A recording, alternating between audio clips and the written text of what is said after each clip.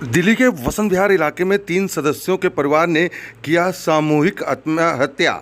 जी हां, एक मां और 2 बेटियों ने फ्लैट के चारों तरफ से उसको बंद किया और अंगीठी में कुछ रासायनिक पदार्थ चलाकर छोड़ दिया। शुरुआती जांच में तीनों की मौत दम घुटने से हुई है। बताया जा रहा है 1 साल पहले ही घर के मालिक यानी मृतक महिला के पति की मौत जो है कोरोना के चलते हो गई थी और उसके बाद से पूरा परिवार तभी से काफ़ी डिप्रेशन में था। जी हाँ, वसंत विहार का एक पॉश इलाका जहाँ की तस्वीरें हम आपको दिखा रहे हैं। शनिवार की रात इस फ्लैट में जो घटना हुई उसने पूरे इलाके को सन्न कर रखा था। जी हाँ, इस फ्लैट में एक महिला जिसका नाम अंजू था, वो अपनी 2 बेटियों अंशिका और अंकु के साथ रहती थी। दोनों बेटियों की उम्र तकरीबन 30 साल के लगभग की थी। महिला सीनियर सिटीजन थी। बीते कई वर्षों से वो बीमार चलती थी और बिस्तर से उठ नहीं पाती थी। पिछले साल कोरोना काल के दूसरे दौर में मृतक महिला के पति की मौत हो गई थी। मौत के बाद पूरे परिवार की माली हालत भी बेहद खराब हो गई थी। लिहाजा धीरे धीरे पूरा परिवार डिप्रेशन में चला गया। आसपास के लोगों ने बताया वसंत अपार्टमेंट में ग्राउंड फ्लोर पे यह 2 फ्लैट इनाम के नाम से थे। जी हाँ, 207 नंबर जो ये फ्लैट है उसकी तस्वीर हम आपको दिखा रहे हैं, जहां पर ये पूरी घटना सामने आई। उसके बाद यहां देखिए पुलिस ने शव को कब्जे में लेकर पोस्टमार्टम के लिए भेज दिया है और वहीं पूरे मामले की जांच कर रही है।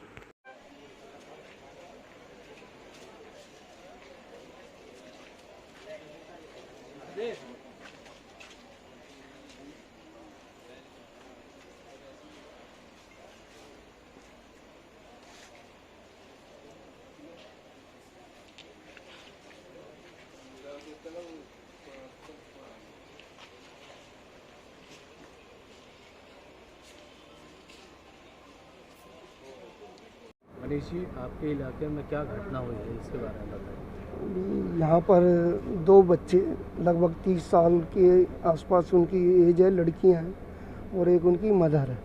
उन्होंने एक तरह से सुसाइड किया। वो अपने गैस चैम्बर टाइप बना के पूरे घर को चारों तरफ से बिल्कुल ऐसे कर दिया पैक और अंदर 4 अंगीठियाँ जलाकर उन्होंने अपने आप को एक तरह से सुसाइड किया है। और 1 साल पहले लगभग इनके फादर की डेथ हुई थी कोरोना से।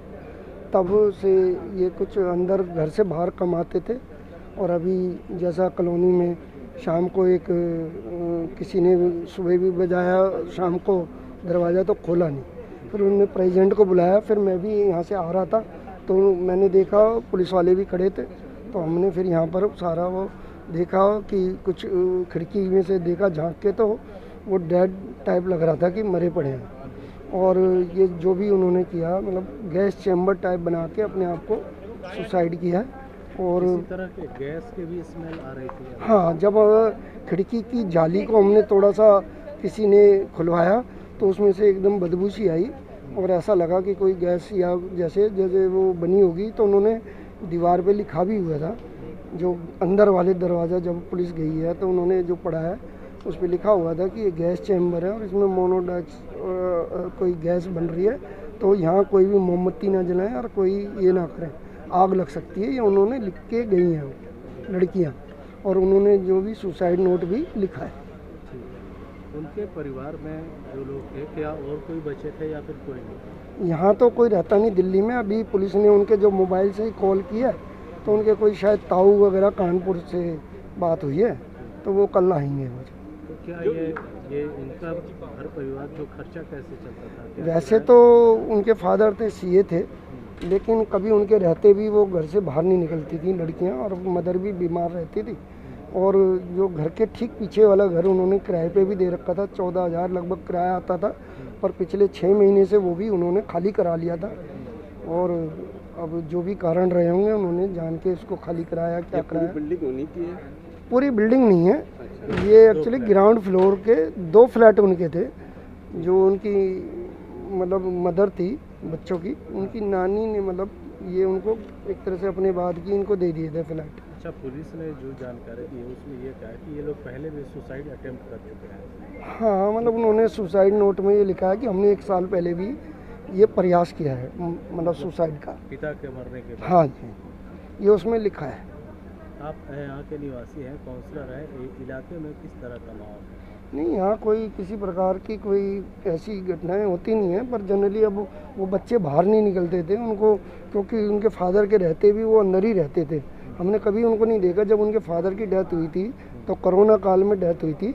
मैं स्वयं उस डेथ में वहाँ पर गिने के चुने हम 4-5 लोग गए थे और वो जो भी बन पड़ा कॉलोनी के लोगों ने ही उनका अंतिम संस्कार कराया था। मैं स्वयं वहाँ पर था तब। जो लेडी थी उसका क्या नाम था, उसकी दोनों बेटी का क्या नाम? मैं नाम तो बच्चों के नहीं जानता, लेकिन वो जनरली कॉलोनी में उम्र बच्चों की लगभग 30 के आसपास है। और माँ की तो होगी 55-60 जो भी। हाँ हाँ। मेरा नाम कमला है और मेरी कांटेक्ट हुई थी, फ़ोन में बात हुई थी परसों शाम को हुई थी।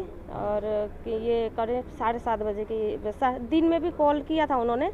तो एक अंकल से इन्होंने राशन के पैसे देना था, तो अंकल दिन में गए होंगे पैसे मांगने के लिए। फिर उन्होंने मुझे फ़ोन करके बोला कि कमला दीदी सैटरडे को शाम को मैं ले आके दूँगी पैसे, और अंकल को बोलना पैसे मांगने ना आए, मैं खुद ही ले आके दूँगी सैटरडे को बैंक जाके।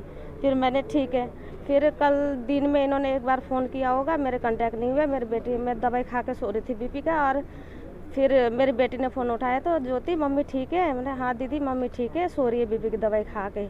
फिर कोई बात नहीं हुआ। फिर आज फिर शाम को फिर मैं आई, 10 से फ़ोन लगाई 2-3 बार, वो उठाई नहीं। फिर मैंने एक बार देख लेती हूँ, मैं आनंद कीर्तन ड्यूटी जाती हूँ तो मैं लेट हो रही थी, दरवाज़ा खटखटाया, हाँ ना जवाब नहीं दिया, मैं चली गई काम पे। फिर आके फिर मैं इधर काम पे गई तो वहाँ काम से आई, फिर आके मैंने जैन अंकल की दुकान में जैसे बैठी, फिर अंकल ने बोला कमला मैं पैसे मांगने गया था, वो लोग तो दरवाज़ा भी नहीं खोल रहे, एक बार फ़ोन मिला के दिखाइए। मैंने फ़ोन मिलाया, फ़ोन मिलाया तो उठाए नहीं फ़ोन। फिर उसके बाद फिर मैंने अपने बेटे को भेजा, बाबू जाके दरवाज़ा खटखटा ज़ोर ज़ोर से, क्या पता सो रहे हो, दरवाज़ा खोलेंगे। फिर मेरा बेटा आया, फिर उसके बाद फिर नहीं खोला था। फिर मैं आई, फिर मैंने आके दरवाज़ा खोला, फ़ोन लगाई बहुत ज़ोर ज़ोर से, मैंने खिड़की से डंग डंग डंग डंग किया, आवाज़ किया, उन्होंने खोला ही नहीं। फिर मैंने ये जो हमारे डेविड सर है क्या है, हाँ उनको बोला, फिर उनको बोला था फिर थोड़ी देर रुक जाते, फिर उसके बाद देखते, बोला तो फिर सारे इकट्ठे हो गए। आपने जब अंदर देखा तो क्या स्थिति थी? क्या मैंने अंदर नहीं देखा। अच्छा। मैंने नहीं देखा, बस मैंने बोला कि ऐसी ऐसी बात है, फ़ोन भी नहीं उठा रहे और फ़ोन भी नहीं उठा रहे, ये लोग दरवाज़ा भी नहीं खोल रहे, बस यही बात है। आप कब से जानती थी उनको? मैं पहले काम करती थी, मैंने 8-9 साल काम किया।